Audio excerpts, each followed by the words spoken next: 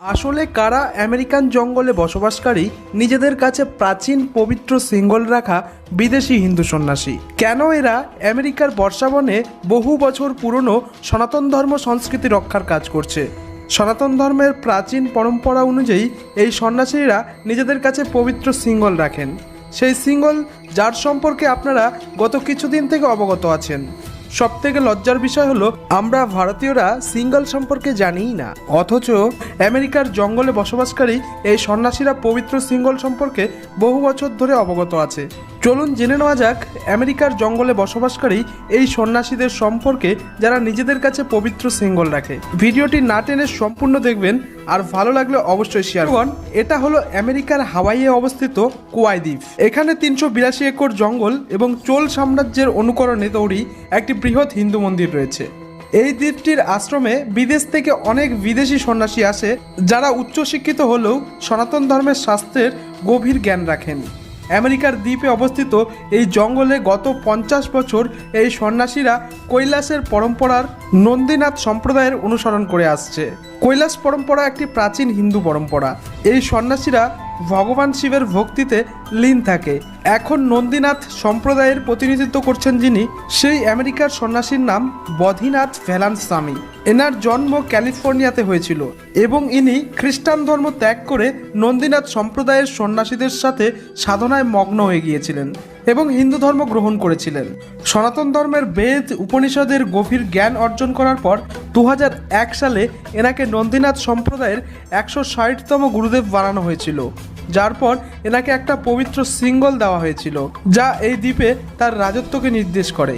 এবং এনার পরে যেই নন্দীনাথ সম্প্রদায়ের গুরুদেব হিসেবে নির্বাচিত হবেন তাকেও এই পবিত্র সিঙ্গল দেওয়া হবে, যা এই সম্প্রদায়ের সন্ন্যাসীদের গুরুর জন্য অত্যন্ত গুরুত্বপূর্ণ। এরকম সিঙ্গল ভারতের পার্লামেন্টে স্থাপন করা হয়েছে দক্ষিণ ভারতের এই নন্দীনাথ সম্প্রদায়ের সন্ন্যাসীদের দ্বারা। মিত্রগণ, এখন প্রশ্ন হলো, ভারত থেকে 12,000 কিলোমিটার দূরে অবস্থিত আমেরিকার দ্বীপের জঙ্গলে চোল সাম্রাজ্যের অনুকরণে তৈরি এরকম হিন্দু মন্দির এবং আশ্রম বানানোর পিছনে কে দায়ী? তো মিত্রগণ, এর জন্য দায়ী রবার্ট হ্যানসেন, অর্থাৎ শিবায়া সুব্রায়াম স্বামী। এনার জন্ম ক্যালিফোর্নিয়ার একটি খ্রিস্টান পরিবারে হয়েছিল।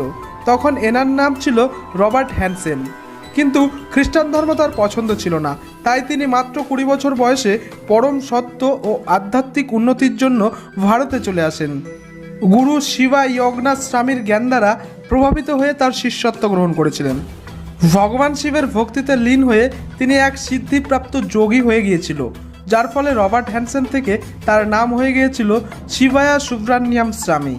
শিব ভক্তিকে জীবনের কেন্দ্র বানিয়ে তিনি দক্ষিণ ভারত ও শ্রীলঙ্কার জঙ্গলে গভীর তপস্যা করেছিলেন এবং তারপর তিনি আমেরিকায় চলে এসেছিলেন। এখানে আসার পর তার সাথে একটি অলৌকিক ঘটনা ঘটে যায়। 15 ফেব্রুয়ারি 1975 সালে ইনি ভগবান শিবকে আমেরিকার এই দ্বীপের সাক্ষাৎ চলাফেরা করতে দেখেছিলেন। এর ফলে এখানে ভগবান শিবের উপস্থিতি উপলব্ধি করেছিলেন তিনি। এরপর চোল সাম্রাজ্যের অনুকরণে তিনি 1990 সালে একটি মন্দির নির্মাণ করেছিলেন।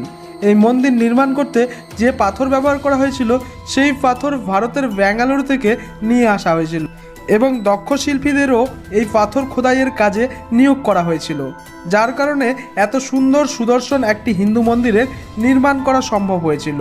ধীরে ধীরে মন্দিরটিকে আরও উন্নত করা হচ্ছে এবং 2001 সালে মহর্ষি শিবায়া সুব্রায়াম স্বামী এই মন্দিরে সমাধিস্থ হয়েছিলেন।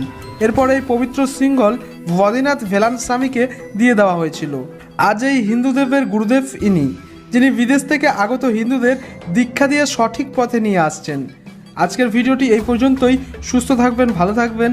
দেখা হচ্ছে অন্য ভিডিও।